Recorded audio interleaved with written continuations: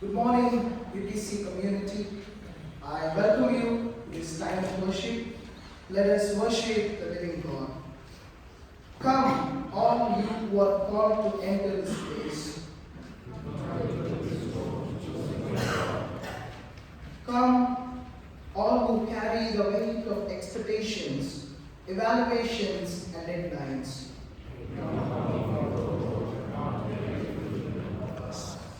Come, people of diverse social, cultural, linguistic, and ethnic backgrounds.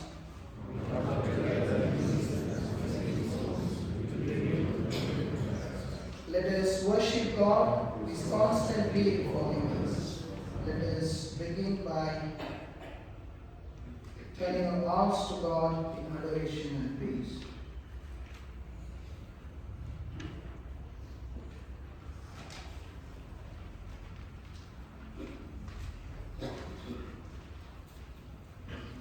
ദൈവമേ നീ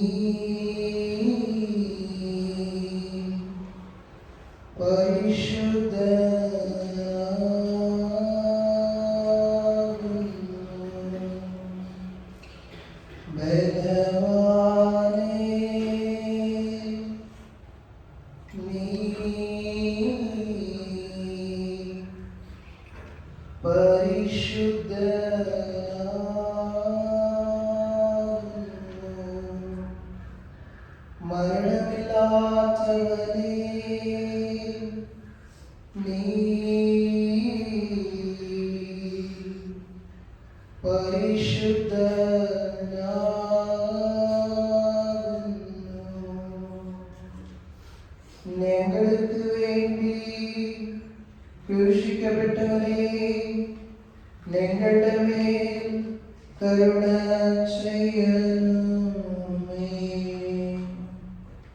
Let us pray. God of our past, present, and future, we are grateful to you that you have called us from various villages, cities, churches, and tradition into the shared space of learning. We thank you not only for this institution, but for the study and sacred work of formation it does.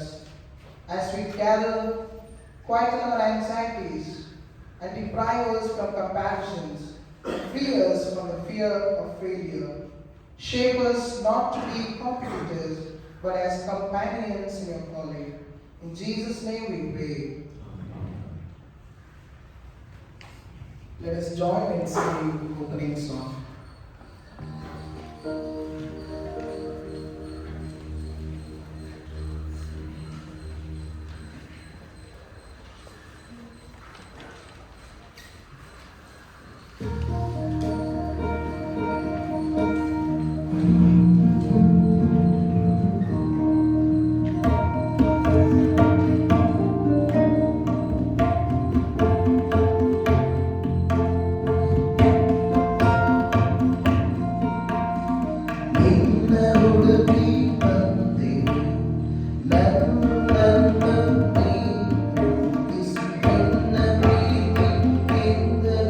Peace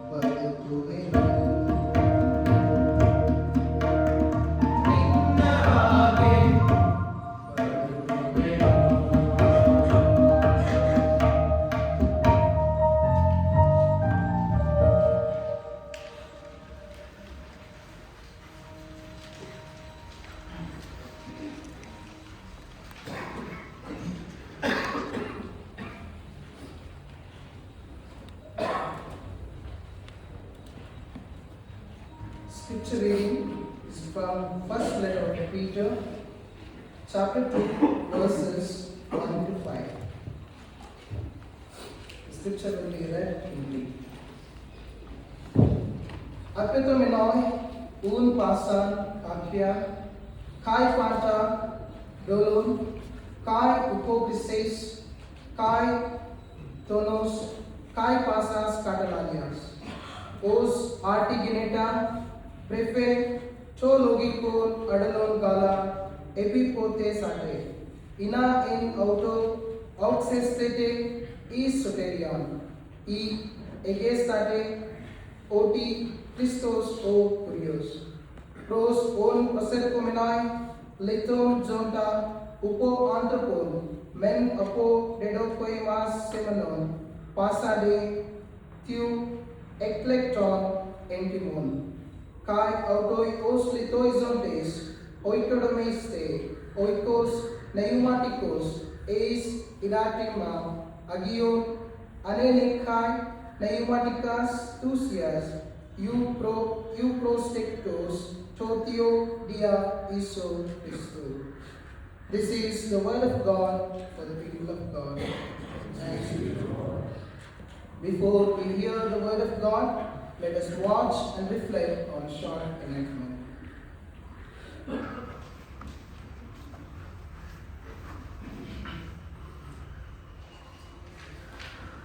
Raja, I'm so excited to be a part of this theological institution. I want to excel here. And one day, I'll become an excellent theologian. And I, a faithful pastor. Come, let's go to our classes. Yes. Your assignments are due tomorrow. You should submit it on time. Okay, ma'am. Brothers, come. Tonight we have our regional fellowship meeting. So we have a practice session. Don't miss it. Okay. Hey, come fast. We have practice for tomorrow's Olympic match. Okay.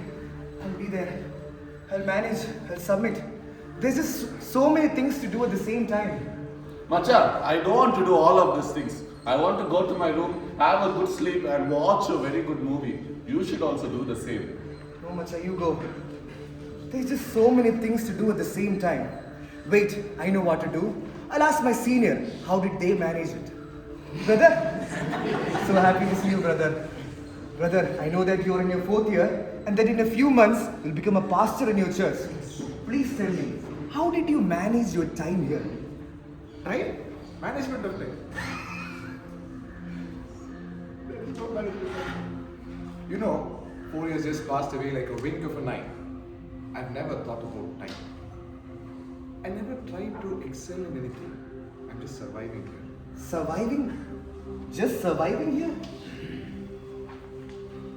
If formation becomes a burden, if communities become a competition, if occasion becomes a survival, what kind of leaders are we becoming?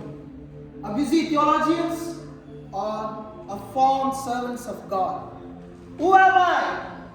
What I am becoming? What is my formation?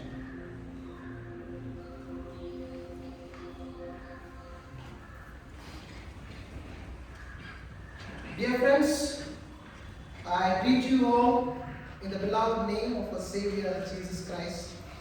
I thank God for giving me strength and courage to stand before you today. Before we listen to God's word, let us pray. God of living word, open our ears beyond information, our minds beyond examination, and our hearts beyond fear. May your word shape our identity, our relationships, and our calling. Amen. Most sermons we hear in theological colleges speak about the world outside these walls, about injustice, caste oppression, gender violence, political power, and economic exploitation. These realities are urgent, and theology must continue to address them. But today, the Word of God turns the question inward, not to the church out there, not to the society out there, but to us gathered here. What are we doing to ourselves through theological education? What kind of people are we becoming? Many of us enter theological education with calling and hope. Somewhere along the way, the question shifted from who am I becoming to how do I survive? During my field education also, many senior pastors spoke with pain rather than anger. They said, theological students today are not helping the church to grow, they are only helping people to go. They were not rejecting theology, they were lamenting a loss of formation, maturity, and credibility. M.M. Thomas once warned that when Christian institutions fail to nurture mature Christian identity, they produce people who speak prophetically about the word but remain unresolved within themselves. Into this concern, we turn to 1 Peter chapter 2 verses 1 to 5, a text written to community under pressure, struggling with identity, belonging, and growth. The first letter of Peter is also called as Petros, which means the rock or stone, is addressing to marginalized believers scattered across Asia Minor. They were socially vulnerable, politically powerless, and religiously misunderstood. Their struggle was not only persecution from outside, but fracture within. Peter knows that pressure does something dangerous to communities. It does not always produce holiness. Often it produces fear, competition, silence, and performance. That's why Peter does not begin by teaching them how to confront empire. He begins by shaping who they are becoming together. Unlearning what pressure produces. Peter begins with a command: rid yourselves of all malice, guile, insincerity, envy, and all slander. These are not random moral failures, they are relational sins, the kind that grow when people feel insecure about belonging. When communities live under pressure, malice replaces trust, guile replaces honesty, insincerity replaces vulnerability, envy replaces gratitude, slander replaces dialogue. The Greek word apethemenoi means to strip off, like removing clothing that no longer fits. Peter is saying you cannot carry the habits of fear into a life shaped by grace. In theological institutions, these sins often appear quietly: competition instead of collaboration, silence instead of dialogue, pleasing systems instead of seeking truth, spiritual performance instead of spiritual honesty. Peter is not asking, what do you know? He is asking, what must you unlearn? Before formation can begin, fear must be stripped away. The second thing I want to concentrate is learning as growth, not as survival. Like newborn infants long for pure spiritual milk so that you may grow into salvation. Greek word logikon used here, logos, it means reasonable, reflective, and deeply meaningful. This is not anti-intellectual faith, it is faith shaped by reflection, questioning, and understanding. Peter is not calling for childish faith, he is calling for honest, reflective, and uncorrupted learning. Newborn infants in the ancient world were fragile and dependent. Growth could not be rushed. Survival required time, care, patience, and sustained nourishment. Peter's concerns here is not efficiency, it is formation. The phrase pure spiritual milk refers to teaching that is truthful, unmixed, and free from manipulation. Peter is concerned not just with what is taught, but with whether learning allows time to grow. This raises an uncomfortable but necessary question for today. In recent days, even an occasional degree like Bachelor of Divinity has been compressed, reduced from 4 years to 3, placing theological education on the same timeline as secular degrees. While administrative and practical reasons may exist, we must ask a deep theological question: can formation be accelerated without loss? Peter does not say complete salvation quickly, he says grow into salvation. Salvation here is not a finished product. The Greek word implies process and involvement and movement. When time for reflection, struggle, failure, healing, and discernment is reduced, education risks becoming credential focused rather than character forming. What is lost may not be content, but depth. Not syllabus, but maturity.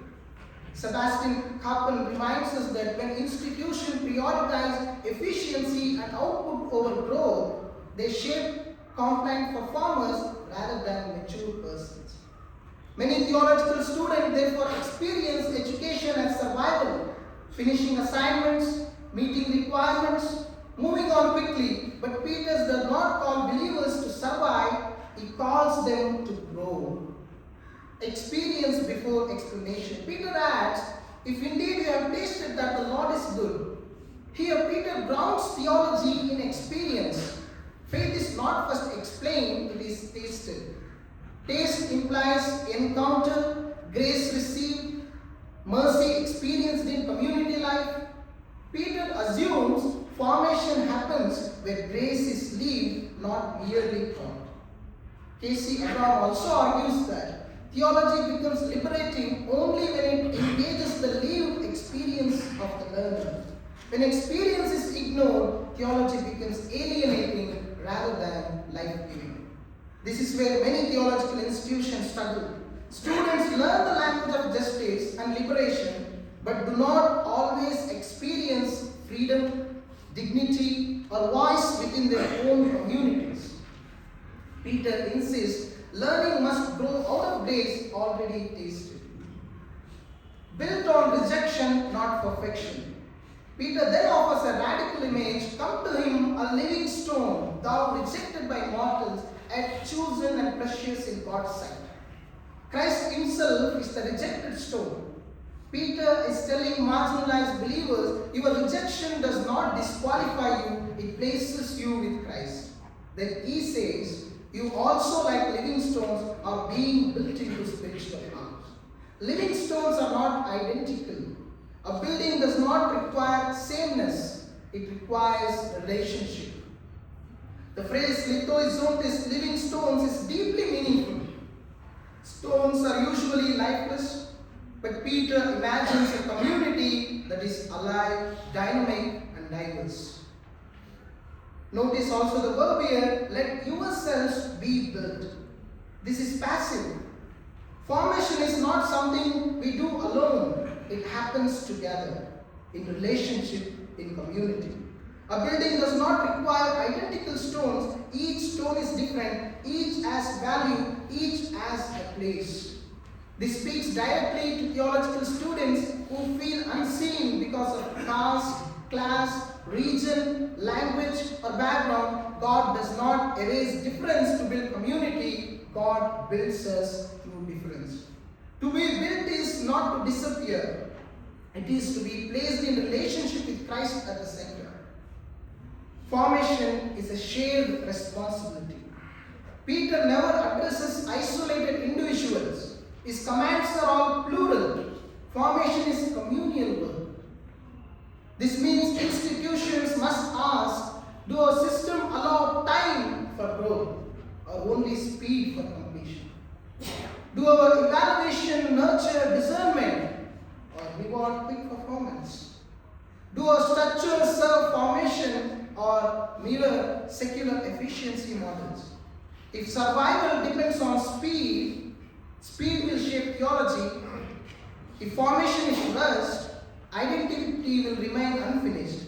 At the same time, students must resist with travel and cynicism. Formation requires courage, the courage to stay engaged, to speak honestly, and grow patiently, becoming living stones. So we return to the central question before us today. what are we doing?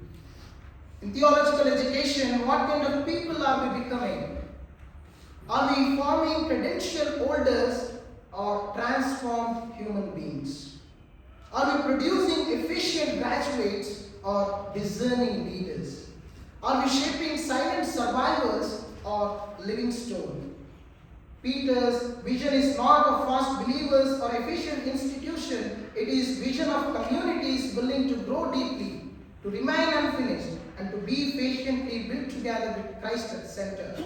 Formation for Peter is not about speed of affection, but about faithfulness in becoming. The word does not need faster theology, it needs deeper formation. The word does not need more theological certainty spoken with confidence, it needs theologically formed human beings, people capable of compassion in conflict, dialogue in difference, humility in leadership, and courage in witness. Theological education must therefore do more than inform our minds. It must humanize us, heal us, and shape our relationship. It must give us the time and space to wrestle, to fail, to listen, and to grow. So come, let us make a difference by allowing theological education to humanize us, by choosing growth over fear, by beginning reform within ourselves, by allowing theology the time it needs to shape our identity, and by becoming living stones who can patiently reshape society. If theology does not transform us first, it will never transform the world. May we grow together into deeper humanity, into shared responsibility, and into living hope. Amen. As we heard the word of God, let us hold silence before God, allowing the word to speak to who we are becoming.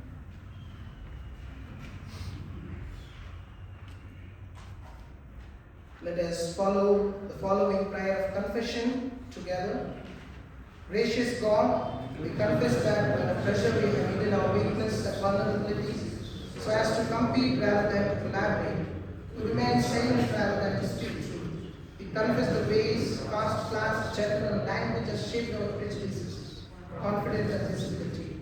We confess that we have sometimes valued completion over formation, marks over maturity, approval over honesty. Stick away from us malice, deceit, hypocrisy, envy, and slander. Help us to curb the fear that distracts us. Amen. In Jesus Christ, the living stone, rejected by the world, yet chosen by God, you are forgiven. By His mercy, your sins are released, your shame is undone, and your life is being reshaped by grace. Live now as God's beloved people, forgiven, renewed, and called into hope. Amen. Let us all rise and commit ourselves to formation. Kindly respond with me. Do you commit yourselves to seek growth even when formation is slow and demanding? Do you commit to resist fear, competition, and silence within this community? Do you commit to being built together, honoring difference without domination? Kindly be seated. Let us intercede with God. God, we pray for theological colleges and seminaries in India. Amid financial strain, administrative pressure, and demand for faster outcomes, that they may remain places of discernment, healing, and courage, where formation is valued more than efficiency. God of patience and hope, hear our prayer. God, we pray for students who struggle with language, finances, confidence, mental stress, caste, and gender discrimination, and questions of belonging, that they may find dignity, support, and communities where they can grow without fear. God of patience and hope, hear our prayer. God, we pray for the churches in India facing division, shrinking resources, and growing public challenges, that leaders may be found in humility, justice, integrity, and may serve faithfully, resisting power and privilege. God, with patience and hope, hear our prayer. God, We pray for our nation and the world where poverty, violence, communal tension, environmental destruction, war, and displacement continue. The God's justice may heal what is broken, and God's peace may guide all who work for life and dignity. God of patience and hope, hear our prayer. God, we come before you with heavy hearts, lifting up Akshay who has lost his mother, Shumeni who has lost her father, and Mr. Abraham who lost his mother. Lord, surround them with your comfort and peace in this time of deep sorrow. Hold them close when the pain feels overwhelming, and remind them that they are not alone. Strengthen their families and friends who are grieving alongside them.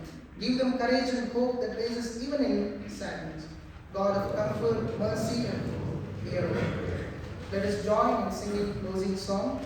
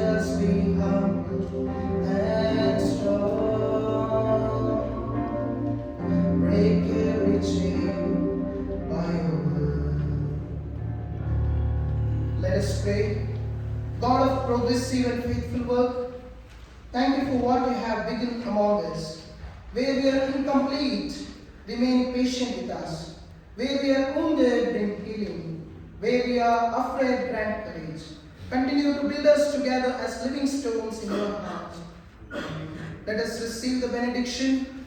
Go now as living stones shaped by grace, not by fear. May God, the source of your calling, continue the work of forming you. May Jesus Christ, the living stone, be your foundation and hope. And may the Holy Spirit, your teacher and comforter, guide you into truth and maturity. Go in peace to grow deeply and to serve faithfully, now and forever.